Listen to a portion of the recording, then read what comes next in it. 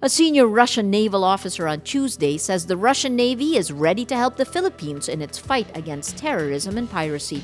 2 Russian Navy warships arrived at the South Harbor in Manila Tuesday morning for a 4-day goodwill visit. Russian Navy Pacific Deputy Commander Eduard Mikhailov says, "We will do our best from our side to help you."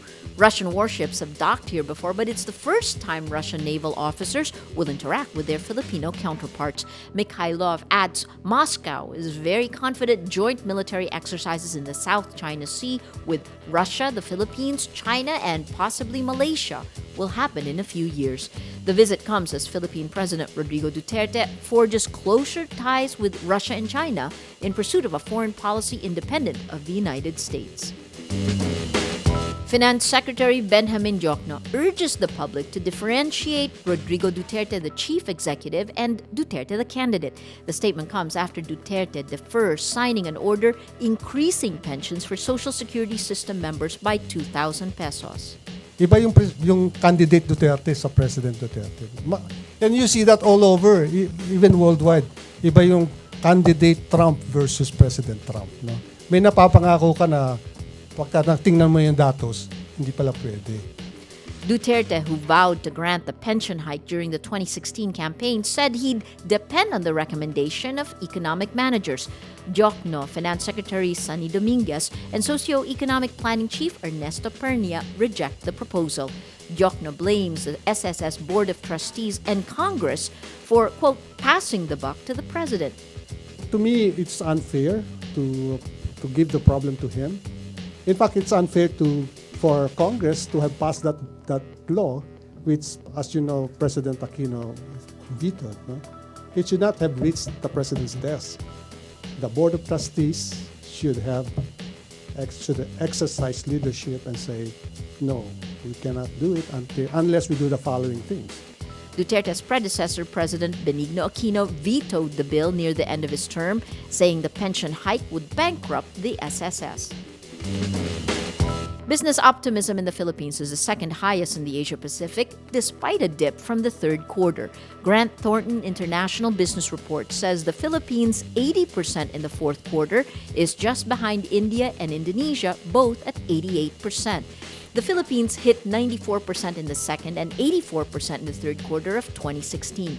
Firms expecting profitability to increase over the next 12 months goes up to 34%, the highest in nearly 2 years. PNA Grant Thornton CEO Marivic Españo says there's a striking split in business outlook between emerging and developed Asia-Pacific countries.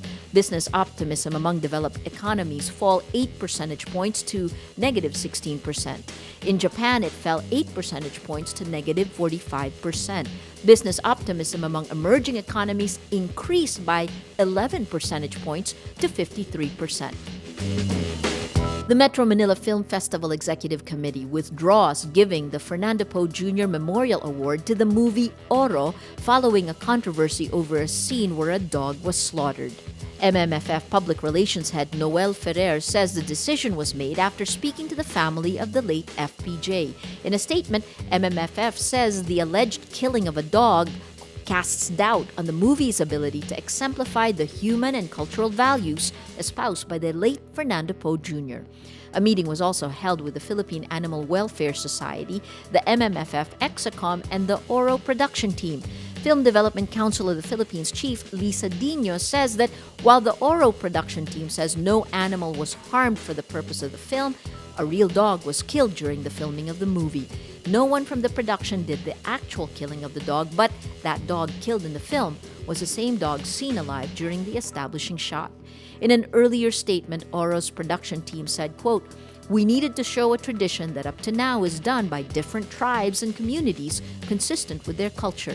The Animal Welfare Group PAWS asks the MMFF to pull out the film from theaters and strip it of festival awards. Dino says the committee is set to reconvene and discuss the issue. Senator Manny Pacquiao's advisor, Michael Koncz, says the neophyte senator is open to fighting unbeaten boxing champion Terence Crawford, but Pacquiao wants a guaranteed $20 million purse. Crawford, who is 9 years younger than Pacquiao at 29, is coming off a 2016 campaign where he won 3 fights, including a victory over Victor Postol in July to unify the WBO and WBC junior welterweight titles. Koncz adds Pacquiao will likely have to fight in April, given his schedule as Philippine senator.